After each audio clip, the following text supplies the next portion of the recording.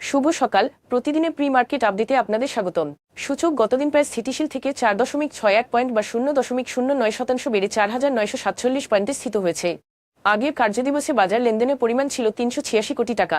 2025-26 অর্থবছরের জুলাই নভেম্বর সময়কালে বাংলাদেশের চলতি হিসাবে ঘাটতি দাঁড়িয়েছে $696 মিলিয়ন, যা 2024-25 অর্থবছরের একই সময়ের $568 মিলিয়ন ঘাটতির তুলনায় বড়। রপ্তানি প্রবৃদ্ধির দুর্বলতা এই ঘাটতি বৃদ্ধির প্রধান কারণ বলে বিশ্লেষণ করা হচ্ছে।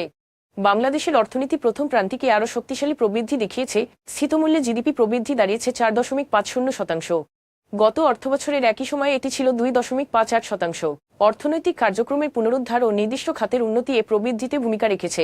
Bangladesh securities and exchange commission BSEC 3টি ক্লোজার এন্ড মিউচুয়াল ফান্ডে খসড়া প্রসপেক্টাস অনুমোদন করেছে।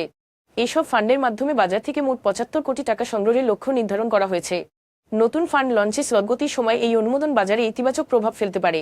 বাংলাদেশ শিপিং কর্পোরেশন BSC 6টি জাহাজ অধিগ্রহণ প্রকল্পের ঋণ কিস্তি ও লভ্যাংশ মিলিয়ে সরকারকে মোট 2.03 বিলিয়ন টাকা পরিশোধ করেছে। এসব প্রকল্প নৌপরিবহন মন্ত্রণালয়ের অধীনে পরিচালিত হয়। এখন এ পর্যন্তই, ধন্যবাদ।